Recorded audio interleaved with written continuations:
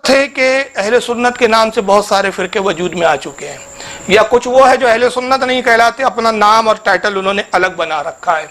لیکن آج ہمارے نوجوان بڑے کشمکش کا شکار ہے، وہ پہچان نہیں پا رہے ہیں، شناخت نہیں کر پا رہے ہیں کہ کون سی جماعت ہے جو حقیقت میں جنتی جماعت ہے. تو سب سے پہلے یہ ہے کہ جب دوستوں کو پہچاننا ہو تو پہلے دشمنوں کو پہچاننا ضروری ہوتا ہے. جب آدمی دشمن کو پہچان لے تو پھر دوست خود بخود سمجھ میں آنے لگتے ہیں. ورنہ اگر دشمن کو پہچاننے کی اور اس کی شناخت کی اگر کسی کے اندر کوالٹی نہ ہو، کسی کے اندر اگر دشمنوں کو پہچاننے کی خاصیت نہ ہو، تو وہ ہر دشمن کو بھی اپنا دوست سمجھ لیتا ہے. وجہ کیا ہے کہ دشمن جب آتا ہے دشمنی میں تو دشمن ہوں کہہ کر نہیں آتا، وہ دوست بن کر آتا ہے، وہ رفیق بن کر آتا ہے. تو انسان میں جب یہ مومن میں کوالٹی پیدا ہو جاتی ہے کہ وہ اپنے دشمنوں کو پہچاننے لگتا ہے تو پھر وہ حق بھی سمجھنے لگتا ہے اور اپنے رفیق اور اپنے دوستوں کو بھی جاننے لگتا ہے. تو آج ضرورت ہے کہ جو ہمارے سنی صحیح العقیدہ مسلمان بھائی ہے، جو حقیقت میں ان ذاتوں کو مانتے ہیں، ان ذاتوں سے محبت کرتے ہیں جن کا ذکر میں نے کیا، اللہ سے لے کر اولیاء اکرام تک سب پر جو ہے وہ اقرار کرتے ہیں، ان کو مانتے ہیں، تسلیم کرتے ہیں، ان سے محبت و الفت رکھتے ہیں، تو جو حقیقی معنوں میں سنی صحیح العقیدہ کہلاتے ہیں. آج ہمارے ان بھائیوں کو ضرورت ہے اس بات کی کہ جب وہ سچے اور پکے عاشق رسول اور غلامان اولیاء اکرام ہیں تو انہیں چاہیے کہ جماعت حقہ اہل سنت و جماعت کے عقائد کو وہ پڑھے، اس کو سمجھے، اس کو جاننے کی کوشش کرے. اور جب ہم عقائد اہل سنت کو پڑھیں گے، اور عقائد اہل سنت کیا ہے؟ عقائد اہل سنت وہ ہے جو ہمیں دوست اور دشمن کی امتیاز پیدا کرنے کے لیے ایک ذریعہ ہے. جب ہم اپنے عقائد کو پڑھ لیتے تو ہم جان لیتے ہیں کہ جو ہمارے عقائد سے اتفاق رکھتا ہے وہ ہمارا دوست ہے، اور جو ہمارے عقائد سے خارج ہے وہ ہمارا دشمن ہے.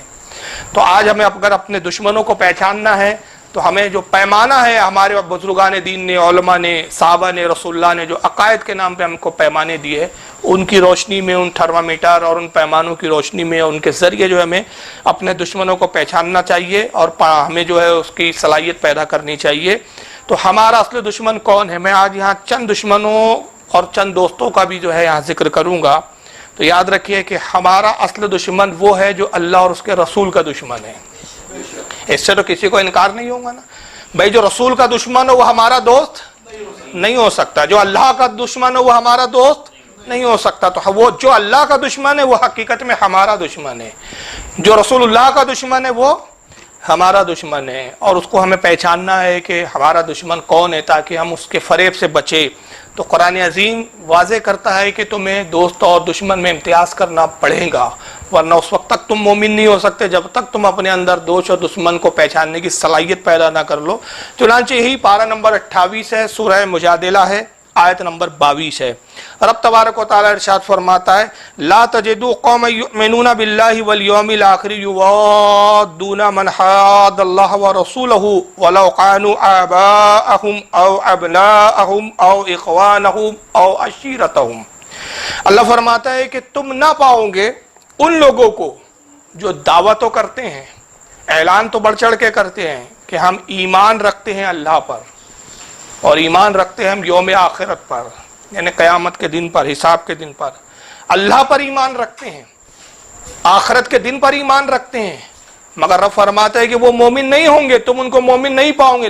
لا تجدوا قوما یؤمنون، وہ مومن نہیں ہوں گے. کیوں نہیں ہوں گے مومن؟ اس کی وجہ اللہ تعالیٰ آگے بیان فرما رہا ہے کہ وجہ یہ ہے کہ ایمان لانے کے بعد یوادون من حاد اللہ ورسولہ، ایمان کا دعویٰ تو کرتے اللہ پر، آخرت پر، لیکن دوستی کرتے اللہ اور رسول سے، دشمنوں سے دوستیاں کرتے ہیں، محبت رکھتے ہیں. کس سے؟ اللہ اور اس کے رسول کے دشمنوں سے. تو اللہ فرماتا ہے میرے حبیب وہ کیسے مومن ہو سکتے ہیں جو میرے اور تیرے دشمن سے دوستی کرے؟ اور پھر دشمن بھی کیسے؟ تو پیمانہ دیا جا رہا ہے کہ دشمن اگر اس شکل و صورت میں بھی آئے تو تمہیں اس سے دوستی نہیں کرنا ہے. اگر تم نے اس سے دوستی کی تو تم حقیقت میں مومن نہیں ہو سکتے. جیسا کہ آگے واضح کر رہا ہے، اللہ فرما رہا ہے، ان شخصیاتوں کے نام بتا رہا ہے کہ اگر خدا نہ خواستہ اللہ نہ کرے تمہارے دشمنوں میں یہ ہو وَلَوْ كَانُوا آبَاءَهُمْ، اگر وہ دشمنوں میں تمہارے جو ہے باپ کیوں نہ ہو. خدا نہ خواستہ اگر تمہارا باپ اللہ رسول کا دشمن ہو جائے، گستاخ ہو جائے، تو تم اس سے دوستی نہیں کرو گے. باپ کا اور بیٹے کا رشتہ وہاں ختم ہو جائے گا. آگے فرماتا ہے اگر وہ تمہارے اپنے بیٹے کیوں نہ ہو، اگر وہ دشمن اللہ اور دشمن رسول تمہارے اپنے بیٹے ہیں تو تم مجھ سے دوستی نہیں کرو گے. او اخوانہم، چاہے وہ ان کے بھائی کیوں نہ ہو، او عشیرتہم، چاہے ان کے کتنے ہی عزیز ترین کیوں نہ ہو. کوئی عزیز ترین ہو، بھائی ہو، باپ ہو، بیٹا ہو، کوئی بھی رشتہ دار ہو، اگر خدا نہ خواستہ وہ اللہ رسول کا دشمن ہے تو اس سے وہ تعلقات نہیں رکھیں گے. اللہ رسول کے دشمن کو اپنا دشمن جانیں گے تو پھر اب تبارک و تعالیٰ آگے بشارت دیتا ہے، اولئک کتب فی قلوبہم الایمان وایدہم بروح منہ. اللہ فرماتا ہے پھر یہ وہ لوگ ہیں کہ جن کے دلوں پر اللہ نے ایمان کو نقش فرما دیا ہے.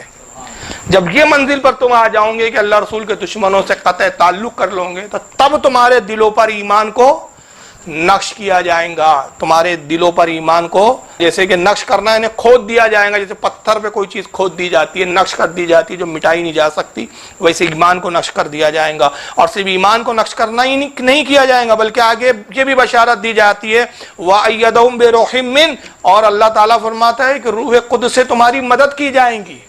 پاک روح سے. بعض مفسرین نے کہا کہ یہاں روح قدس سے مراد جبریل امین ہے.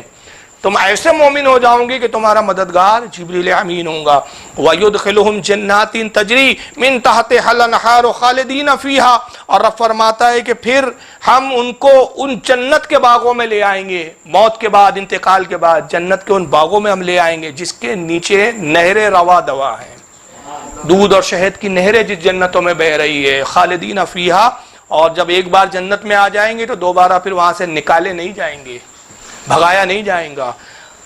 رضی اللہ عنہم ورضوا عنہ، اور اللہ فرماتا ہے یہ ہے وہ لوگ جو اللہ سے راضی ہو گئے اور اللہ ان سے راضی ہو گیا. اللہ ان سے راضی ہو جائیں گا، وہ اللہ سے راضی ہوں گا. اولئک حزب اللہ، یہ ہے اللہ کی جماعت. الا ان حزب اللہ هم المفلحون، اور رب فرماتا ہے آگاہ ہو جاؤ کہ جو اللہ کی جماعت میں ہے وہی کامیابی کو پہنچے اور وہی کامیاب ہے. تو اللہ تعالیٰ نے یہاں واضح فرمایا کہ کوئی اگر گستاخ رسول ہو، کوئی گستاخ رب تبارک و تعالیٰ ہو، چاہے تمہارا باپ ہو اس کو چھوڑنا ہے، تمہیں بیٹا ہو اس سے قطع تعلق کرنا پڑے گا، بھائی ہو اس سے قطع تعلق کرنا پڑے گا. جب اس منزل پر آؤ گے تو اللہ فرماتا ہے تب تم حقیقت میں مومن و مسلمان بنو گے، تب تم اہل سنت و جماعت میں رہنے کے لائق بنو گے، اور تب تمہیں اللہ کی جماعت میں شامل کیا جائے گا.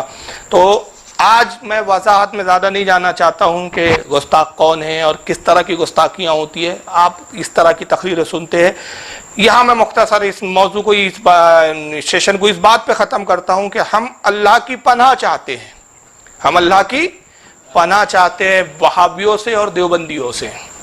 اب یہ میرے خیال سے بتانے کی حاجت نہیں ہے کہ یہ کتنے بڑے اللہ رسول کے دشمن ہیں. ان کی کتابیں گواہ ہے کہ یہ اللہ رسول کے کتنے بڑے دشمن ہیں. ان کی تقاریر آج جو جس طرح کی آ رہی ہے وہ ترجمانی کرتی ہے کہ اللہ رسول کے کتنے بڑے دشمن ہیں. تو ہمیں چاہیے کہ ہم اللہ سے پناہ مانگے. اے پروردگار ہم تیری پناہ چاہتے ہیں وہابی اور دیوبندیوں سے کہ جو گستاخیاں کرتے تیری بارگاہ میں، گستاخیاں کرتے تیرے رسول کی بارگاہ میں، تیرے رسول کی شان و عظمت کے ساتھ نعوذ باللہ نازیبہ باتیں کہتے ہیں کہ ہمیں توحید الہی کا ثبوت دینے کے لیے وہابیوں کے سرٹیفکیٹ کی کوئی ضرورت نہیں ہے.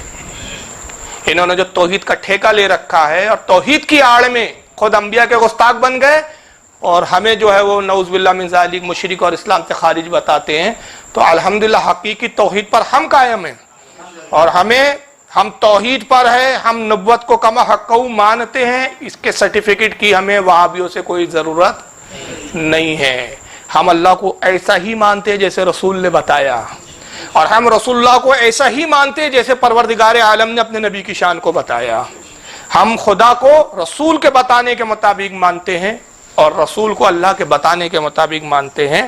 تو اسی کو اللہ کو کیسے مانا جائے، اللہ کی توحید کو کیسے تسلیم کیا جائے اور رسول اللہ کی رسالت کے مقام مرتبے اور عظمت کو کیسے مانا جائے، اسی کو اگر ہم ایک جملوں میں سمیٹ دیں تو اسی کو کہا جاتا ہے اس زمانے میں مسلک اعلیٰ حضرت.